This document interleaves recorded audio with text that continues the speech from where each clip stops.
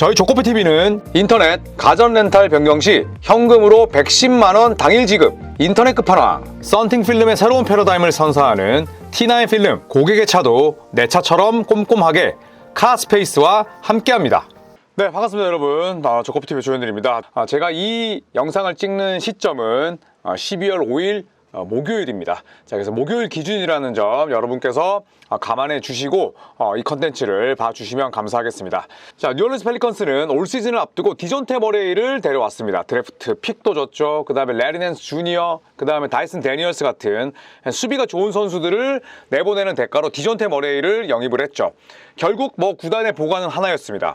물론 브랜든 잉그램이 2025년 여름에 FA로 풀리지만 자이언 윌리엄슨, 그리고 CJ 맥컬럼, 그리고 디존테 머레이를 외부에서 영입을 해서 기존의 트레이 머피 3세, 호세 알바라도, 조던 호킨스 이런 선수들과 함께 페어링을 가져가면서 윈나우 정책을 가져가는 그런 그림을 꿈꿨습니다만 올 시즌 현재 완전히 망가졌습니다.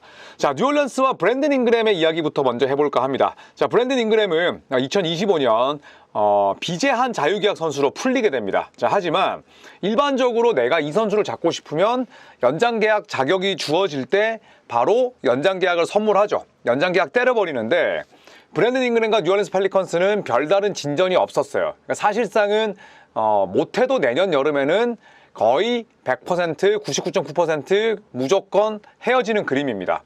자, 뉴올리언스 펠리컨스는 브랜든 잉그램에게 연장 계약을 제의하지 않은 상황이고요.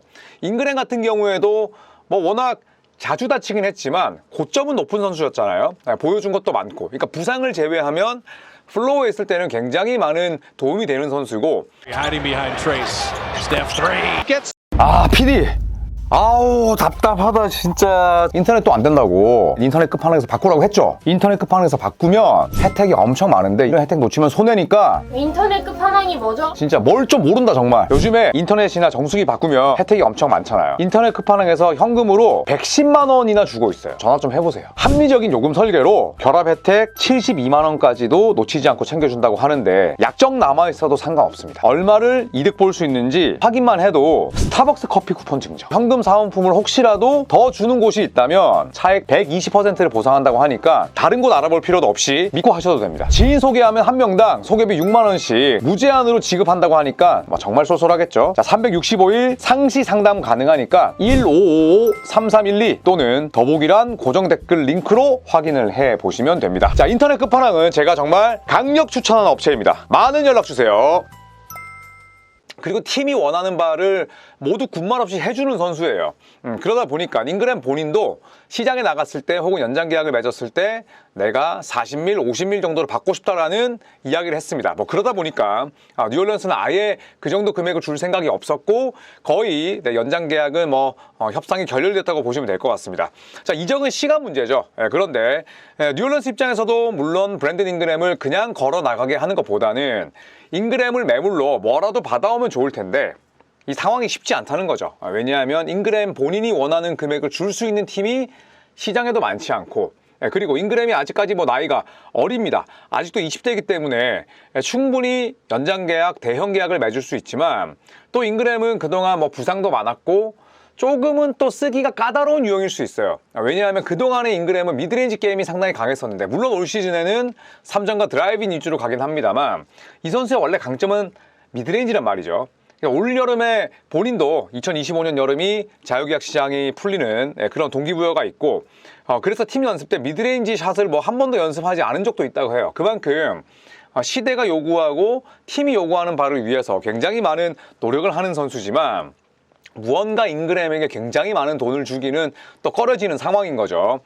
자, 그래서 유타 재즈와 브랜든 잉그램 트레이드 논의를 가졌다고 합니다. 예전부터 제가 말씀을 드렸지만 라우리 마카넨과 연장 계약을 맺고 나서 브랜든 잉그램을 데려올 수도 있다. 이런 얘기를 들었었잖아요. 실제로 뉴올리언스와 유타 재즈가 잉그램을 놓고 트레이드 논의를 가졌습니다만 브랜든 잉그램이 유타와 연장 계약을 맺을 의사가 없었다고 해요. 그러면서 협상은 파토가 났습니다. 자, 그리고 나서 잉그램은 기존의 에이전트 대신 클러치 스포츠와 새로운 계약을 맺었습니다. 클러치 스포츠면 디존테 머레이, 그 다음에 또 르브론 제임스, 트레이 영, 앤서니 데이비스, 자, 이런 선수들이 드레이먼드 그린도 그렇고 굉장히 큰 대형 회사입니다. 자, 잉그램은 결국에는 팀과 지금 연장 계약도 맺지 못한 상태고, 그리고 내년 여름에 본인 커리어에서 가장 큰 돈, 가장 긴 계약 기간을 맺을 수 있는 상황이잖아요. 그렇기 때문에 기존의 에이전트는 믿지 못하겠다, 믿었지 않다. 그리고 클러치 스포츠라는 네임드와 계약을 맺었습니다. 자, 어쨌든 잉그램과 뉴올리언스는 서로 이별을 준비하고 있는 상태죠. 그리고 잉그램은 본인이 직접 밝혔는지 모르겠습니다만 외신에 따르면 리빌딩 팀이 아니라, 그러니까 유타 재즈나 혹은 다른 팀들처럼 리빌딩 또 리툴링 팀이 아니라 경쟁할 수 있는 환경에 위닝 팀에서 뛰고 싶다. 이렇게 의사를 전했다고 합니다.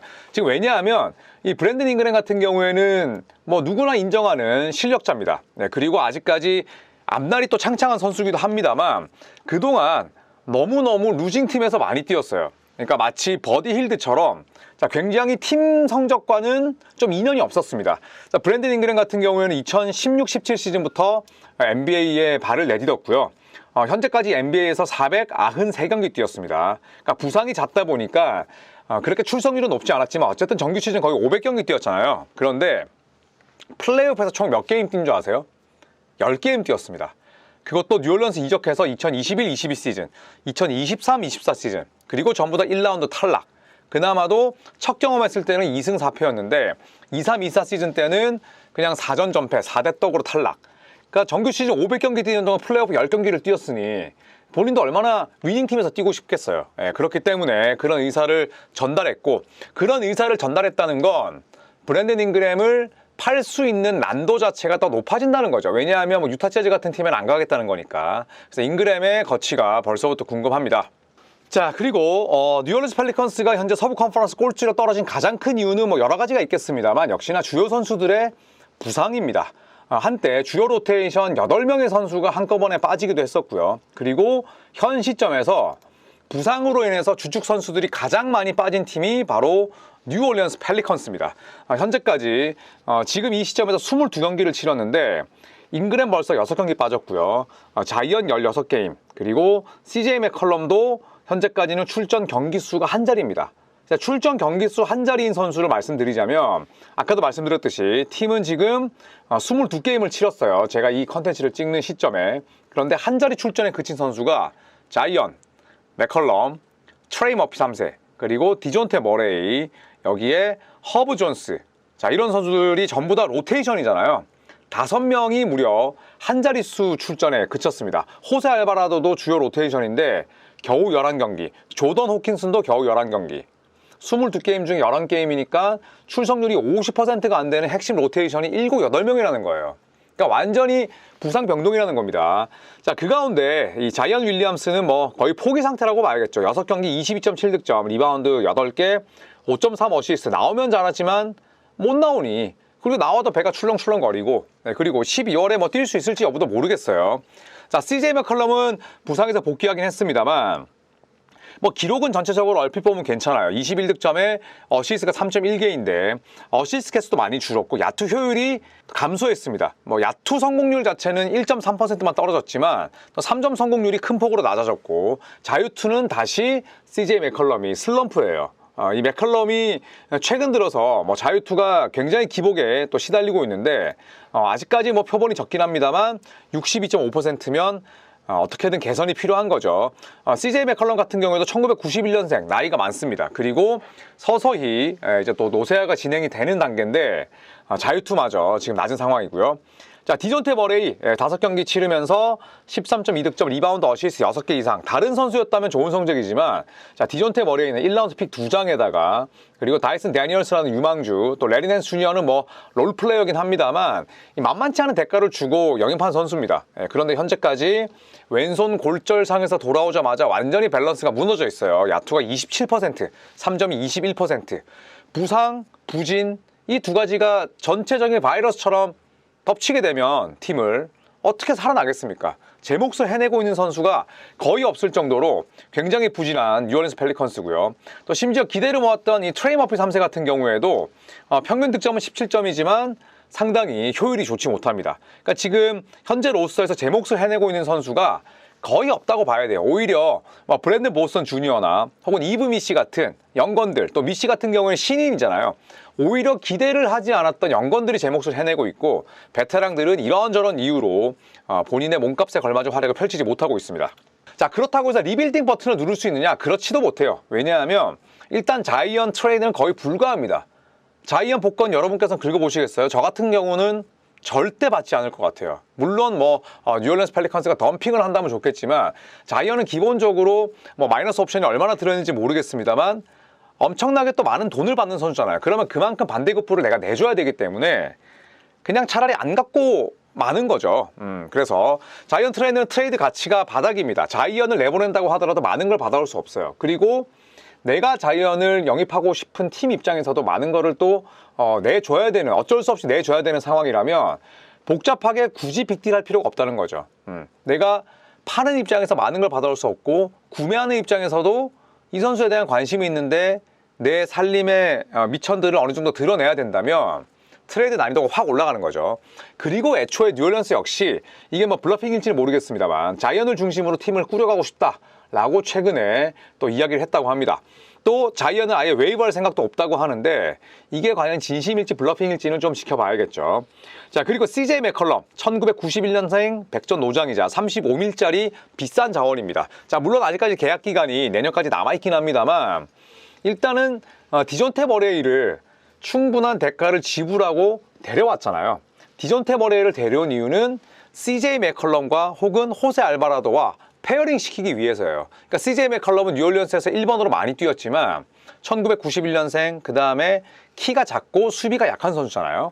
디존테 머레이는 평균 정도의 수비수고 키가 크기 때문에 어쨌든 맥컬럼과 알바라도와 함께 팀을 이끌기 위한 선수로 데려왔습니다. 그런데 그 두 짝 중에 한 명을 트레이드하는 것 자체도 어렵지만 트레이드 할 수도 없는 거죠. 왜냐? 그러면 내가 머레이를 데려온 건 헛발질이 될 수밖에 없기 때문에. 그렇기 때문에 CJ 맥컬럼뿐만 아니라 디존테 머레이도 트레이드 난이도는 굉장히 높다고 볼 수가 있죠. 왜냐하면 내가 사왔을 때는 생각하지 않고 다시 디존테 머레이를 팔고 싶다면 결국에는 그 시점이 언제가 됐던 간에 1라운드 픽 2장은 또 회수하고 싶거든요. 그런데 그렇게는 안 된다는 거죠. 왜냐하면 머레이의 지금 활약이 워낙 좋지 못하기 때문에.